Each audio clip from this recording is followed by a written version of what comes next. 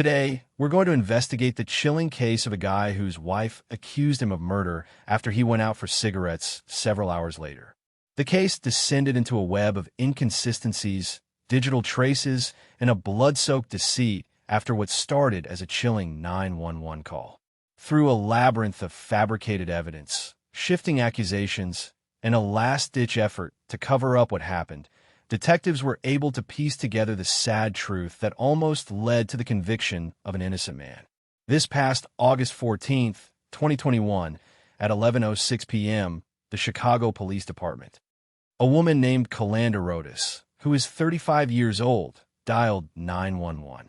The woman said that her 37-year-old husband, Otis Rodas, had returned home to find their South Holstead Street trailer covered in blood.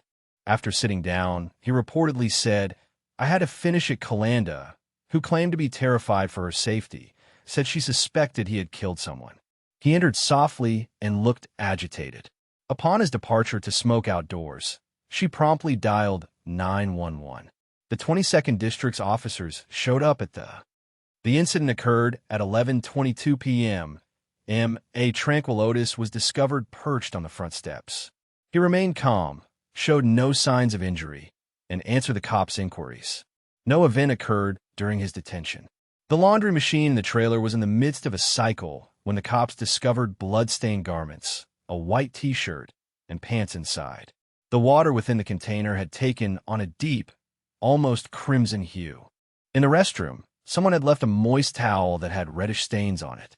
There was no indication of conflict or physical altercation among the residents. The items of clothes and towel were gathered and forwarded to the crime lab of the CPD for examination. Otis was taken to the station to be interrogated. At that time, no charges were brought since further research was needed. Please tell us in the comments from where you're viewing this so that we can begin to dig further. Your feedback is much appreciated. If you want to be sure you don't miss any of our future videos, subscribe now. Roughly an hour later, at 12:31 a.m., a distinct 911 call was received on August 15th from a mobile petrol station located on West 63rd Street. Near the dumpsters behind the building, a night shift clerk saw what seemed like a corpse. Just after 12:40 in the morning, officers from the 7th District showed up.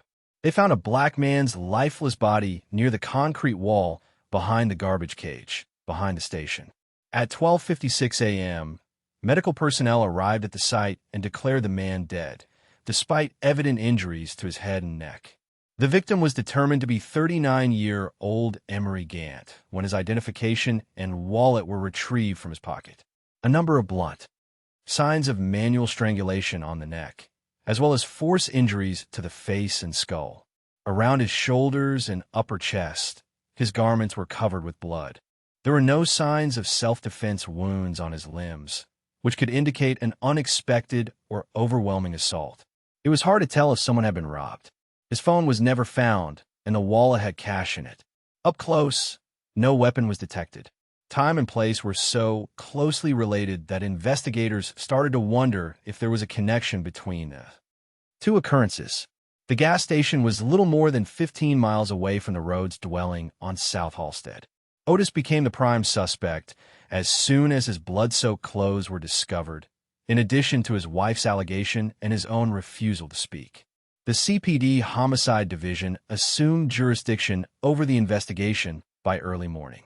Near both spots, detectives were able to obtain surveillance footage from nearby businesses, building a chronology of Otis Rodas's activities on the eve of the killing.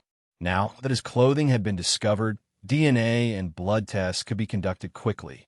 It was crucial to determine if the victim's blood was on the garments and if it could be connected to an act of violence. A little later in the morning, Otis was interviewed. He asserted his ignorance of Kellender's accusations and denied any role in Emery Gant's death. His account indicates that he departed from the trailer at approximately 9:30 p.m. to stroll over to the Family Dollar store located on West 67th Street and purchase tobacco products. He reported that he arrived home shortly before 10:30 p.m. that nothing out of the ordinary had transpired. That night, he insisted he did not change or wash anything. Chander, however, continued to cooperate with the investigators. Her account of Otis's angry entrance, removal of bloodstained garments, and subsequent washing in the washer without an explanation was repeated. His alleged last words to her were, "Nobody will bother us again," before he and she went outdoors. According to her account to the police, she waited a short while before dialing 911.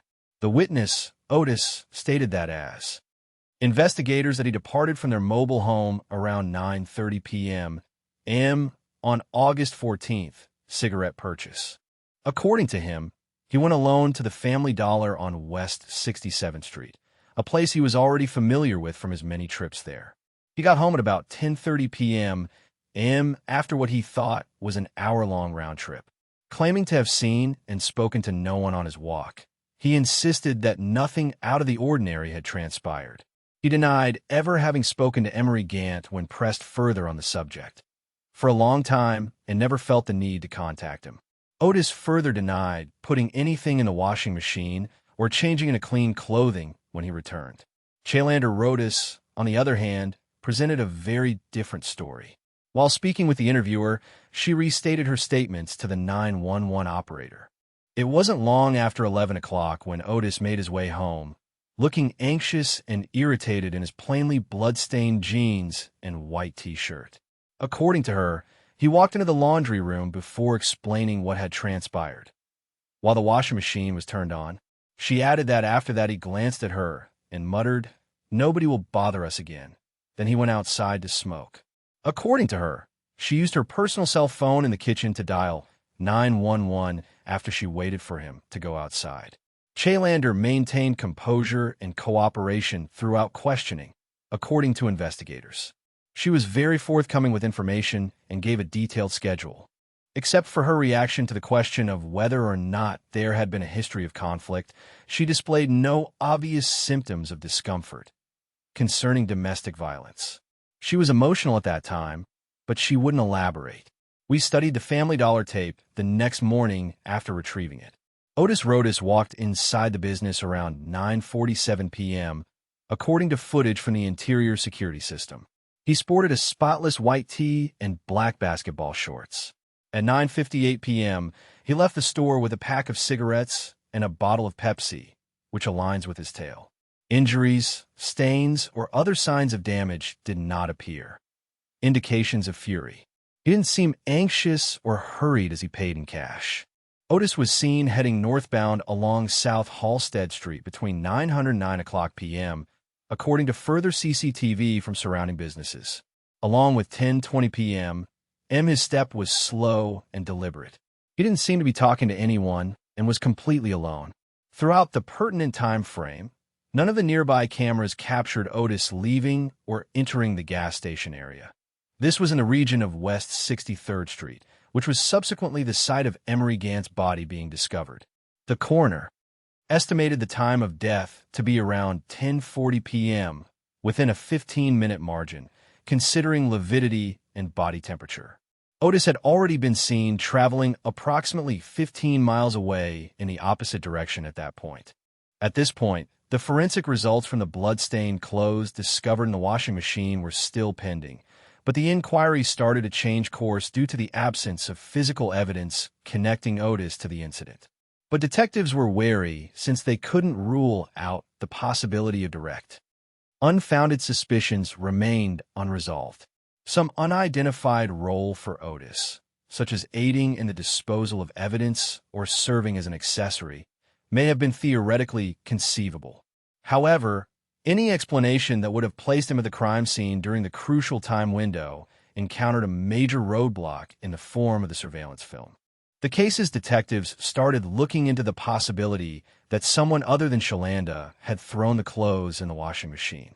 Additionally, a wish was created for Chalander's electronic files, which include her call history, whereabouts, and even her erased messages. She was still cooperating and was known only as a witness, not a suspect, at that period. Authorities started scanning her phone's contents for forensic analysis after she willingly turned it over to them. In the span of 2 days, Dorsey and her colleagues examined recordings made by 9 stationary security cameras. Two home security systems, storefront feeds, and traffic cameras were all part of it. They worked together to offer a rather consistent visual footprint of Otis's motion. According to the report, he departed the Family Dollar at 9:58 p.m., continued walking north on a regular route, and returned to his home area just after 10:25 p.m., and nothing out of the ordinary, like lingering or interacting with other people, was captured on film. Throughout, he maintained a slow and steady pace. This was determined by the investigators using the medical examiner's best estimates of the time of death, which fell between 10:30 and 10:45 p.m., and it was impossible for Otis to go to the station on West 63rd Street, killed someone, and then got back home just in time to fit the video trail. He couldn't have gotten to the crime site undetected by using any reasonable route or mode of transportation. There were no visible evidence of blood or disorder on his garments in the footage. Additionally, he did not appear to be in possession of or dealing with a weapon. The physical evidence, including the t-shirt and pants discovered in the washing machine, was next brought to light after its recovery from the property on the road. Machine. The forensic lab in the city was notified and the clothing were sent there to be examined. I received the results in around 3 days. Through DNA matching, the victim, Emery Gant, was identified from blood samples extracted from the cloth. Evidence of Gant's blood on clothes found in the house on the road seemed at first to corroborate Kellender's claim. But the story got more convoluted after a more in-depth forensic evaluation. Upon examination of the garments, including the collar, waistband, and internal seams, the technicians discovered no indication of Otis Road DNA. Areas where bodily fluids, such as skin cells or sweat, would normally be seen after clothing has been worn during physical altercation. Further analysis of the clothing did not reveal the presence of any Otis-related hair, epithelial cells, or contact DNA. Blood saturation consistent with soaking, not splatter, was confirmed by analysis of the fabric. The blood pattern indicated that the garments had been touched with drawn blood rather than a moving or fighting body. Detectives additionally combed through the inside, belonging to the washer. The water trap, drum surface, and lint filter were disassembled and examined by the technicians. These regions have the ability to store biological remnants long after a cycle has ended. In those regions, no DNA samples were found that belonged to Otis Rhodes. Instead, there is only a small amount of blood in the water trap, which belonged to Emery Gant. There was no sign of perspiration, oils from the skin, or any other remnant that would be expected from used clothing. A fresh theory was bolstered by this finding. Never before had the garments been donned throughout instead of being violently killed, but rather staged in a pool of blood before being placed within the machine. The working hypothesis that Otis was the killer started to crumble in light of these evidence. In their assessment, the forensics team concluded that the scene within the trailer was most likely staged. An effort to deceive investigators was evident in the presentation of the garments, the timing of the 911 call, and the lack of any biological evidence from the person thought to have worn them. The investigation was launched by authorities. Returning to previous presumptions, it now seemed as though Chalander Rhodes had rehearsed his account, which had been constant and assured before.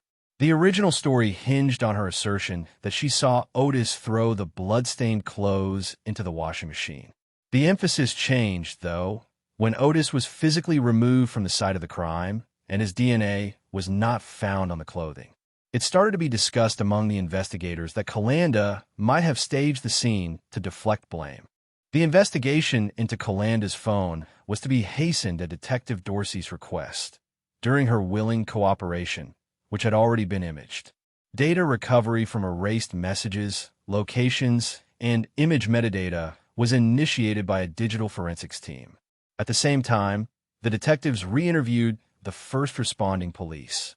They verified that Calanda maintained an air of composure and restraint during the whole encounter, showing signs of emotion only when asked about matters at home. Once taken at face value, the crime scene's integrity was now under scrutiny. Case documentation was revised to convey the potential for staging. All witness accounts, including those provided willingly, were formally noted as being susceptible to reevaluation. Even though formal charges were quickly becoming less likely, Otis Rhodes remained in custody under investigation detention. The digital search warrant for Kalanda Rhodes's mobile phone was obtained by the Chicago Police Department on August 18, 2021. 3 days prior, the gadget had been willingly sent in for forensic imaging. All things considered, Kalanda remains in the role of witness rather than suspect. She had unquestioningly given her assent to the treatment. The department's Electronic Crimes Division forensic analysts have started retrieving all of the data from the device, including messages, locations, and deleted files. A snapshot showing Emery Gent's lifeless body was among the contents that were retrieved. At 10:48 p.m., the photograph was time-stamped. In the hour leading up to Sonda's 911 report of her husband on August 14th, accompanying metadata verified the photo's capture had not been downloaded or forwarded to Selena's phone. The gadget was recovered in the rear lot of the gas station on West 63rd Street, where Gant's body was later discovered by responding cops, according to geolocation data encoded in the photograph's XF data. The shot was taken from below, with Gant's figure partially illuminated by the building's rear floodlight. When the police arrived, they found the body in the exact same spot as it appeared in the photo. This evidence was in stark opposition to the first version of Kalanda's story had her staying at home all evening and being unaware of Gant's death until she called the police. Kalanda and Emery Gant had a deleted text exchange that same evening, according to further investigation into the phone's message logs. During their conversation, Kalanda requested that Emery meet her behind the gas station so they could discuss an issue privately. Around 9:56 p.m., the message was transmitted. 2 minutes after the incident, Gant said, "Okay, no additional information was uncovered by the investigators." Texts that were sent between them thereafter. The analysts were able to piece together Kalanda's phone's movements from her South Holstead residence to the vicinity of West 63rd Street between 10:23 p.m. and by analyzing data obtained from the device's GPS and location history. Coupled with 10:52 p.m., the gas station, its back lot, and the alleyway behind the property were all within a small radius that the device was pinpointed to by its location pings. Travel was no longer recorded in the movement data as of 10:52 p.m. The following day at 11:06 p.m. once her phones reconnect to the Wi-Fi network at her house. These results offered hard evidence that contradicted what Kalanda had said. Except for a quick peek outside as her husband smoked, she insisted she remained inside that night. Kalanda gave contradictory answers during a follow-up interview on August 19th when shown photographic evidence, text records, and GPS data. The witness informed authorities that she had gotten the corpse image from a mysterious source and that it was shown on her phone only moments ago. She remained silent when questioned about the possibility that an outside force could have shot the photo using her phone's camera. She insisted the GPS data was just a glitch and denied meeting Emery at the petrol station or giving a message. Despite investigators' best efforts, she failed to provide a satisfactory explanation for the evidence. She never once tried to end the interview or asked for legal counsel. Along with the picture, forensic experts found a series of erased texts involving Emery Gant and a contact who was saved under a temporary alias. Although the content was imprecise in its direct references, it did show that Solanda's uneasiness and dissatisfaction were on the rise in the days preceding Gant's death. "He keeps threatening to disclose everything. I'm not going to let him burn my whole life down," August 11th message found. And another, written the following evening, said, "I should have never trusted him. This has gone far enough." While the identity of the sender of these communications remained a mystery, investigators determined that the tone and substance were indicative of someone who was experiencing persistent extortion or force. It appeared that Kalanda had planned to meet Emery Gant behind her husband's back during a period when he was abroad, and that their secret meeting had led to his death, according to the confirmed text sent to Gant and her location data found at the scene. When Kalanda Rhodes was taken into custody, she cooperated but did not make any fresh details. The police still had her phone. In order to access previously unreviewed chat apps and cloud backups, detectives secured a second warrant to access more detailed system-level data. Because a suspect has been identified, the homicide unit changed the case's classification from open/suspect unknown. Still in detention, Otis Rodas was set to be released with proven alibi evidence. This new development in the case was communicated to the state attorney's office for Coop County. Otis had a formal motion to drop all accusations against him ready to be filed. Meanwhile, Sonda was taken into custody and kept pending charges at the 5th District Station. In order to get ready to indict, a new group of prosecutors and experts in digital evidence got involved. Over the past 2 months, Chayland has said that Gant had been in touch with her frequently. Her story goes like this. 2 years ago in 2019, they were involved in a false tax return operation, which is where their connection began. Both of them had exaggerated their refunds at the time by submitting false financial information. That was her assertion. She said, wasn't anything that happened again, but Gant had used it as a bargaining chip ever since. According to her, he had been threatening to tell her husband, Otis Rodas, about the scam unless she gave him money. She asserted that Gant had threatened to approach Otis directly if she did not comply, and that the pressure had intensified in the week leading up to the murder. In an effort to defuse the situation, Kalanda informed investigators that she had planned to see Gant face-to-face. Rear parking at the West 63rd Street gas station was her preferred spot, she explained, because it was hidden from prying eyes. She did, in fact, send Gant the message requesting that they discuss the matter privately. She said that the discussion quickly became antagonistic upon their meeting. Her story goes like this. Gant got hostile, accused her of hiding money, and threatened her once again. She claimed he took hold of her left arm in response to her refusal to pay. She went into a frenzy and allegedly snatched a metal pipe off the ground next to the trash cans at that moment. She claimed to have swung it once, hitting Gant on one side of the skull. After he passed out, she said she didn't know if he was alive or dead. She claimed to have knelt down for a moment, but neglected to feel for a pulse. She undressed, cleaned the pipe, and snapped a picture of the lifeless body. She insisted she snapped the shot while utterly shocked, but that she subsequently chose to incorporate it into a contrived story. Her account indicates that she then went home at approximately 11:05 p.m. After entering, she rummaged through a basket beneath their bed for some old clothing that belonged to Otis. Long-term use. After returning to the crime scene, she dipped the pants and t-shirt into the blood pool beneath Gant's head, waited for the fabric to soak up the blood, and then brought the garments back to the trailer. She threw them in the washer as soon as she got there and turned it on. After that, she lied and reported Otis as the most probable culprit by waiting for him to go outside before dialing 911.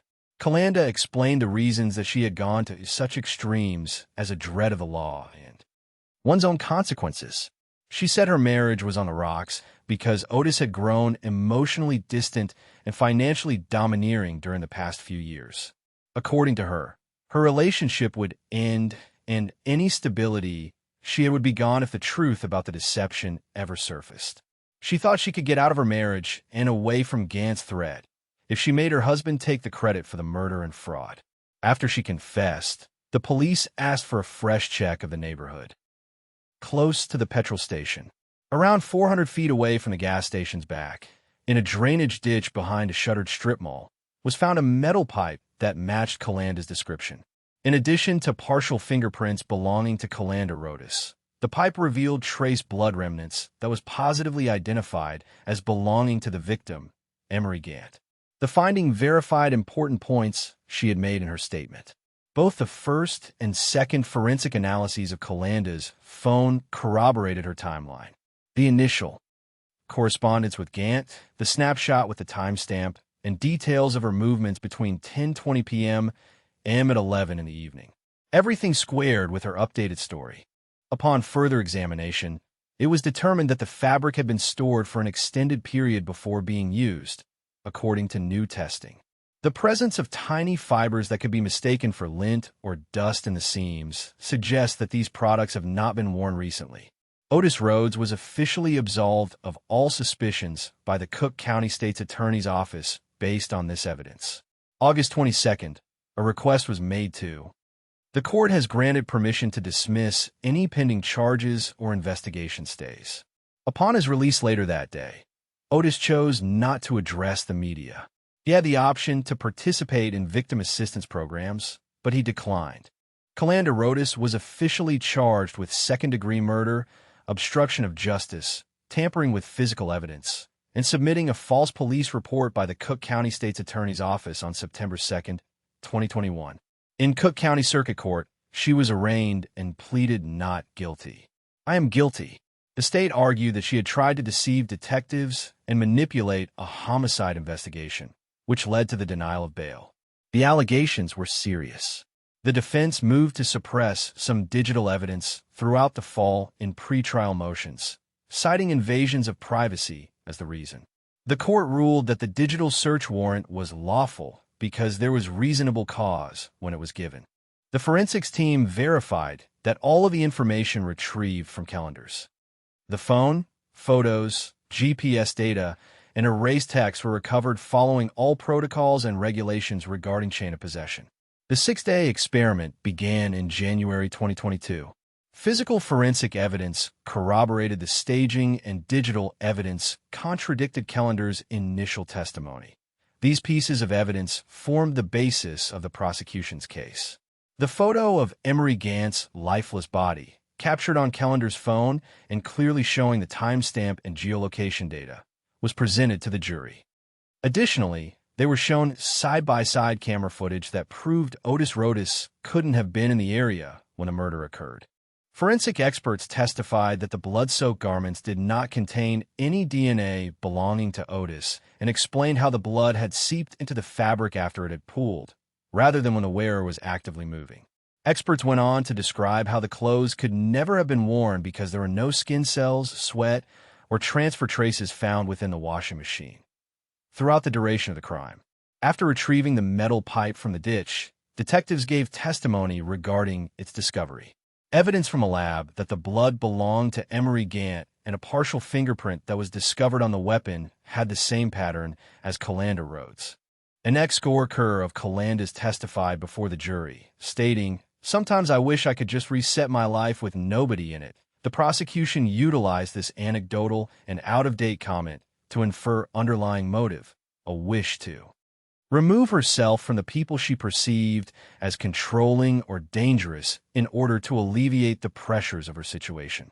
An argument based on Calanda's severe psychological suffering was advanced by the defense in their limited ability strategy. Her lawyer said that issues included Otis's and Gant's long-term verbal and emotional abuse of her. The defense argued that her behavior was a result of extreme fear and compulsion rather than deliberate calculation. New mental health records revealed a history of anxiousness and disturbance, even though there was no mention of a hospitalization or acute psychosis in the patient's history. The jury returned after 7 hours and reached a unanimous verdict. A jury found Calander Rodas guilty on all 4 counts: second-degree murder, obstruction of justice, evidence tampering, and false police report filing. At sentencing, the court handed down a 28-year prison term, the first 19 of which are without parole eligibility. As aggravating factors, the court considered both the violent incident and the subsequent systematic deceit. Circumstances. When the trial was over, Otis Rodas moved his family to Augusta, Georgia, and refused any interviews. He asked to remain anonymous and made no public remarks. There were no civil actions brought against him for his first unlawful detention. He left the trailer on South Halstead Street not long after, and it is still uninhabited. As of the reporting date, it has not been released or resold, according to documents of the property, due to a police closure, the Chicago. Officially in early February 2022, there will be a shooting. This case's ultimate classification is now reflected in the revised file. False accusations, a tampered with crime scene, and the apprehension of a notorious criminal.